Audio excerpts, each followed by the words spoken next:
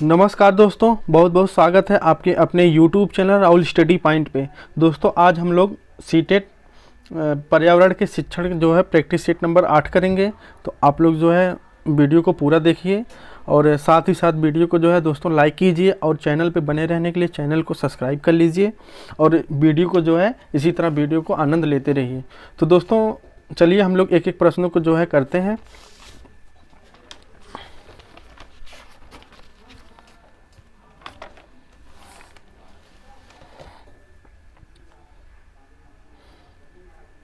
पहला प्रश्न है, डॉग फिश का निवास स्थान है। तो डॉग फिश क्या है दोस्तों? यह एक मछली है। इसका निवास स्थान कहाँ है? तो ऑप्शन है नदी, बी है तालाब, सी है झील, डी है समुद्र।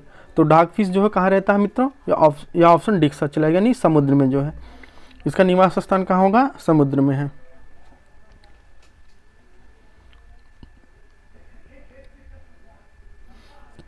प्रश्न 2 है, एक क्षेत्र में ग्रामीण अपने घरों को बहुत मोटी दीवारें बनाते हैं जो मिट्टी से सनी होती है। घरों की छतें कटीली झाड़ियों से बनी होती है। इस क्षेत्र में बारिश बहुत कम होती है और यह बहुत गर्म भी होता है। इस क्षेत्र में होना चाहिए तो क्या होता है दोस्तों? जैसे झारखंड का विशेषता होनी चाहिए कि राजस्थान का, सी है उत्तर प्रदेश की, डी है बिहार की। तो कहाँ की विशेषता दोस्तों? यह ऑप्शन बी की है, यह राजस्थान की। तो राजस्थान की जो होती हैं घरों बहुत मोटी दीवारें बनाई जाती हैं और मिट्टी से जो है यह घर बनाई जाती हैं। घरों की जो छतें होती हैं वो कटीली झाड़ियों से बनी होती हैं। जो छत है उसमें कटीली झाड़ियाँ लगा दिया जाता है जिससे गर्मी जो है कम हो। इस क्षेत्र में बारिश बहुत कम होती है और बहुत गर्म होती है। इस क्षेत्र में होना चाहिए, तो नहीं ऑप्शन बी के साथ चला जाएगा आपका। प्रश्न 3 है, हमारे देश के किस भाग के लोगों के रहने के लिए बने तिकोने टेंट की रेबो कहते हैं? तिकोने टेंट को जो है रेबो कहते हैं। और जानवरों के रहने के स्थान को लेखा कहा जाता है। तो कहाँ का है दोस्तों? किस राज्य का है? ऑप्शन है अरुणाचल प्रदेश, बी है मेघालय, सी है जम्मू कश्मीर, डी है लेह और लद्दाख। तो कहाँ के दोस्तों? या ऑप्शन डी सच चलेगा, लेह और लद्दाख होता है। लेह और लद्दाख के लोग जो है जो रहने के लिए जो बड़े तिकोने टेंट को बनाया जाता है उसको रेबो कहा जाता है और जानवरों के रहने के स्थान को लेखा कहा जाता है। बहुत ही इंपॉर्टेंट प्रश्न मित्रों। प्रश्न 4 है, किस वर्ष में एजेंडा 21 जारी किया गया था? इंपॉर्टेंट, बहुत ही इंपॉर्टेंट प्रश्न है। तो किस वर्ष में एजेंडा 21 जारी किया गया था? ऑप्शन है 1972, बी है 1982, सी है 1992, डी है 2002। तो दोस्तों कब इसको जारी किया गया था? तो ऑप्शन सी सच चलेगा, 1992। किस सम्मेलन की अगर बात पूछा जाए तो किस सम्मेलन की? आपका हो जाएगा रियो डी जेनेरो पृथ्वी सम्मेलन में।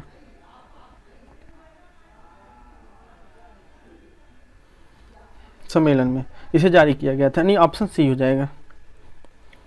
प्रश्न 5 है, किस सम्मेलन में यह घोषणा की गई कि प्रत्येक वर्ष 5 जून को विश्व पर्यावरण दिवस के रूप में मनाया जाएगा?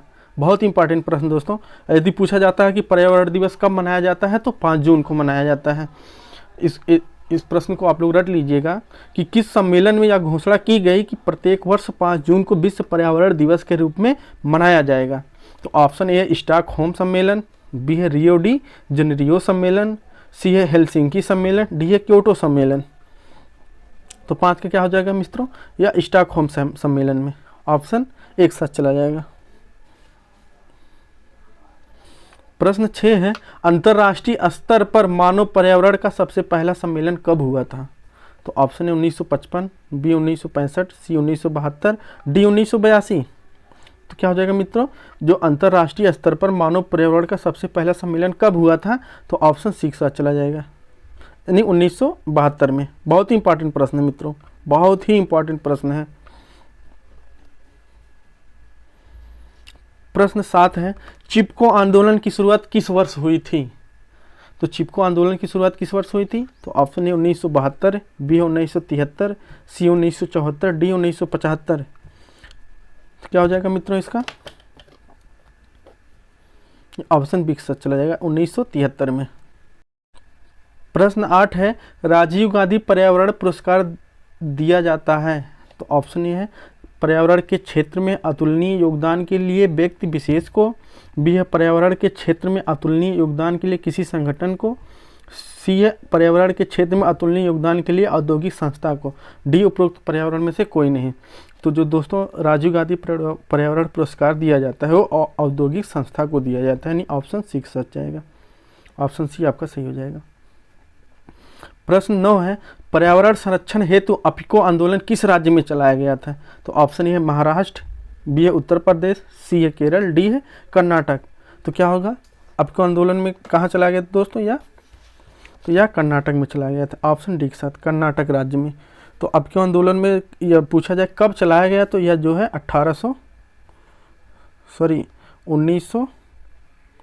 1983 में इस आंदोलन का नेतृत्व करता कौन थे। यदि नेतृत्व करता पूछा जाए तो कौन हो जाएंगे, पांडुरंग हेगड़े थे।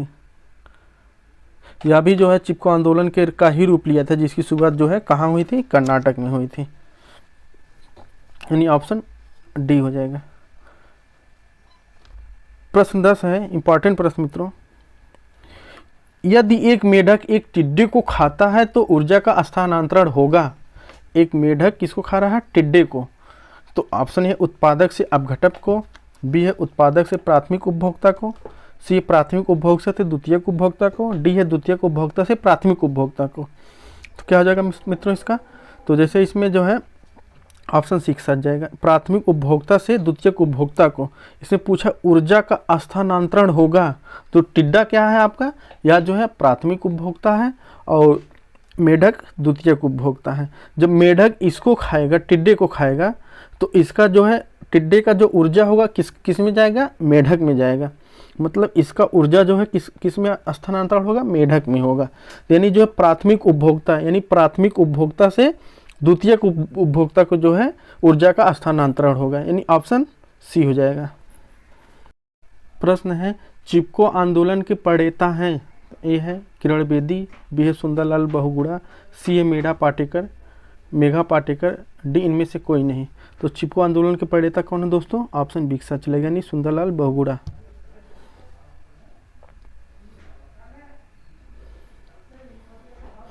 प्रश्न 12 है, निम्नलिखित में पृथ्वी का कौन सा पारिस्थितिकी तंत्र सबसे बड़ा है। पारिस्थितिकी तंत्र सबसे बड़ा है किसका है, ए है रेगिस्तान, बी है समुद्र, सी वन, डी है कृषि भूमि का। तो 12 का क्या हो जाएगा मित्रों, समुद्र का होता है, जो पारिस्थितिकी तंत्र सबसे बड़ा समुद्र का होता है, यानी ऑप्शन बी हो जाएगा। प्रश्न 13 है, पर्यावरण संरक्षण पर निम्न में से कौन सा गैर सरकारी संघ समर्पित है। तो ऑप्शन है WWF, बी है भारतीय वन्यजीव बोर्ड, सी है राष्ट्रीय वन्यजीव जीवन क्रिया योजना, डी है उपरोक्त सभी। तो 13 का क्या होगा, WWF होगा, वर्ल्ड वाइल्ड लाइफ फंड होता है दोस्तों, यह जो है सरकारी संघ को समर्पित है। ऑप्शन बी, ऑप्शन ए हो जाएगा। प्रश्न 14 है, 10% नियम किसके द्वारा दिया गया था। इंपॉर्टेंट प्रश्न दोस्तों, 10% नियम किसके द्वारा दिया गया था। तो ऑप्शन है लिंडमैन द्वारा, बी है गोल्डमैन द्वारा, सी है बैकमैन द्वारा, डी है उपरोक्त में से सभी। तो जो 10% का नियम है दोस्तों वह लिंडमैन के द्वारा दिया गया था, यानी ऑप्शन एक साथ चला। प्रश्न 15 है, पूर्व सेवा शिक्षकों को उनके मूल्यों, व्यक्तित्व, रुचि और योग्यता को जानने के लिए वे उपयोग करेंगे। तो ऑप्शन है प्रारंभिक मूल्यांकन उपकरण, बी है योगात्मक मूल्यांकन उपकरण, सी है स्वमूल्यांकन उपकरण, डी है रचनात्मक और योगात्मक मूल्यांकन उपकरण। तो क्या हो जाएगा मित्रों, जो पूर्व सेवा शिक्षकों को उनके मूल्यांकन, व्यक्तित्व, रुचि, योग्यता जानने के लिए क्या करेंगे, वो स्वमूल्यांकन करेंगे, यानी स्वतः मूल्यांकन करेंगे। ऑप्शन सी सच जाएगा। प्रश्न 16 है, श्रवण बाधित बच्चों को शैक्षिक जरूरतों को पूरा करने के लिए एक शिक्षक अपने ऑनलाइन शिक्षण को संशोधित कर सकता है। तो इसमें दोस्तों 4 ऑप्शन दिए हैं और 4 आपका जो है निर्देश दिए हैं। तो क्या देखते हैं, जैसे ए है ऑनलाइन कक्षा के दौरान विशेष शिक्षकों को समर्थन लेना, सही है। बी है उनके लिए विशेष रूप से ऑफलाइन कक्षा प्रदान करना, ये भी सही है। सी है उसके लिए वीडियो और पीपीटी में उपशीर्षक और त्वरित कैप्शन 19 का परिचय कराना, वो भी सही है। डी है उपयुक्त देशों का उपयोग करना, यानी जो दोस्तों या किसके साथ जाएगा, ऑप्शन 3 के साथ जाएगा, यानी ए बी सी और डी तीनों है, यानी ऑप्शन 3 हो जाएगा। प्रश्न 17 है, एक ईवीएस शिक्षक ने अंकुरण की प्रक्रिया को समझाने के लिए छात्रों के लिए एक घरेलू गतिविधि देने का फैसला किया। निम्नलिखित में कौन सा सबसे उपयुक्त गतिविधि है? तो ऑप्शन है आरेख के साथ चार्ट तैयार कर रहा है, बी है गमले में बीज लगाना, सी है मूंग से अंकुरित स्प्राउट्स का अवलोकन, डी है वीडियो क्लिप देख रहा है। तो 17 का क्या हो जाएगा मित्रों, या ऑप्शन सी के साथ अंकुरित जो है मूंग। प्रश्न 18 है, कक्षा में एक शिक्षक हमारे देश के त्योहारों पर चर्चा करता है। विभिन्न संस्कृतियों के बावजूद कुछ त्यौहार आम हैं और पूरे देश में मनाए जाते हैं। वह किस अवधारणा को कक्षा में सौदा करने की कोशिश कर रहा है? तो इसमें दोस्तों 4 ऑप्शन दिए गए, 4 निर्देश दिए। हम लोग निर्देश पढ़ के जो है ऑप्शन को देखते हैं कौन सही होगा। तो ऑप्शन ये है, हमारे जीवन में त्योहारों का मूल्य है। बी है विविध संस्कृति में एकता हो पाई जाती है। सी है त्योहारों में सांस्कृतिक या क्षेत्रीय बाधाएं नहीं होती हैं। डी है त्योहार में हमें शांति और खुशी देता है। यानी ऑप्शन चारों सही है, यानी किसके साथ जाएगा, या ऑप्शन 1 हो जाएगा, ए बी सी और डी, यानी चारों सही है। प्रश्न 19 है, एक ईवीएस शिक्षक ने अपनी तीसरी कक्षा के छात्रों को अपनी छत या खुले क्षेत्र पर खाद्य फीडर लगाने के लिए कहा। उसने विभिन्न पक्षियों को एक डेटा शीट तैयार करने के लिए कहा जो उनके खुला स्थान पर जाते हैं। निम्नलिखित गतिविधि का उद्देश्य यह है, दोस्तों यह खुला होगा। ए ऑप्शन ए घर पर छात्र संलग्न करें, बी है विलुप्त हो रहे पक्षियों के बारे में छात्रों को संवेदनशील बनाना, सी पक्षियों की प्रजातियां और उनके खाने की आदतों के बारे में अवलोकन कौशल विकसित करना, डी है जीवित प्राणियों के लिए करुणा पैदा करना। तो 19 का क्या हो जाएगा मित्रों, या ऑप्शन सी के साथ चला जाएगा, पक्षियों की प्रजातियां और उनके खाने की आदतों के बारे में अवलोकन करना, विकसित करना है। प्रश्न 20 है, एक ईवीएस शिक्षक एनसीईआरटी पाठ्यपुस्तक की वैली ऑफ फ्लावर्स के बारे में पढ़ा रहा है। वह शिक्षण के संशोधनों को उपयोग कर सकता है। तो ऑप्शन ए भारत का मानचित्र, बी है मधुबनी पेंटिंग, सी है विभिन्न स्थानीय फूल, डी है कार्यपत्रक। तो क्या हो जाएगा मित्रों इसका, बी का क्या होगा, या जो है भारत के मानचित्र का भी प्रयोग कर सकता है, मधुबनी पेंटिंग का भी कर सकता है और विभिन्न स्थानीय फूल का भी कर सकता है और कार्यपत्रक, यानी ऑप्शन एक साथ चला जाएगा, ए बी सी और डी, यानी चारों सही हो जाएंगे। प्रश्न 21 है, पर्यावरण शिक्षण के लक्ष्यों को प्राप्त करने के लिए पाठ्यक्रम पर आधारित होना चाहिए। पर्यावरण को सीखना पर्यावरण को सीखना तो क्या हो जाएगा दोस्तों, जैसे इसमें है, अब इसमें भरना है तो क्या होगा, तो ऑप्शन बी सा जाए, पर्यावरण को सीखना के बारे में, पर्यावरण को सीखने के माध्यम से, पर्यावरण को सीखने के लिए जो है पर्यावरण शिक्षा के लक्ष्यों को प्राप्त पाठ्यक्रम पर आधारित होना चाहिए, यानी ऑप्शन बी हो जाएगा आपका। प्रश्न 22 है, ईवीएस के छात्रों को संवेदनशील बनाने के लिए प्रभावी तरीका व्यवसाय में रूढ़िवादी का मुद्दा विकल्प है। ऑप्शन है सामाजिक मीडिया, बी स्ट्रीट नाटकों, डी है समाचार पत्र, सी है समाचार पत्र और डी है रेडियो। तो 22 का क्या होगा मित्रों, या स्ट्रीट नाटक होगा। संवेदनशील, इसमें बच्चे जो है बहुत ही जो है एक्टिव होकर के हर चीज़ को करते हैं।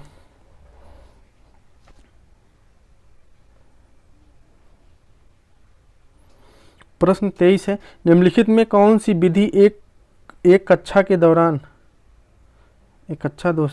दौरान अवैध शिकार के बारे में चौथी कक्षा के छात्रों को संवेदनशील बनाने की प्रभावी तरीका होगा।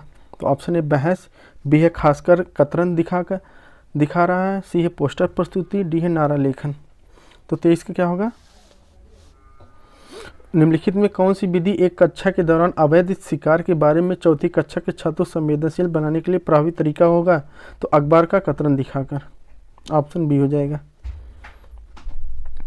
प्रश्न 24 है, ईवीएस में मूल्यांकन के लिए निम्नलिखित में कौन सा संकेतक नहीं होना चाहिए। तो ऑप्शन है सहयोग, बी है याद रखना, सी है प्रश्न पूछना, डी है न्याय और समानता के लिए चिंतन।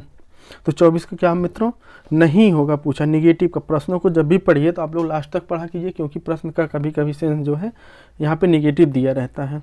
तो क्या है, याद करना जो है नहीं होता है, यानी ऑप्शन बी के साथ जाएगा।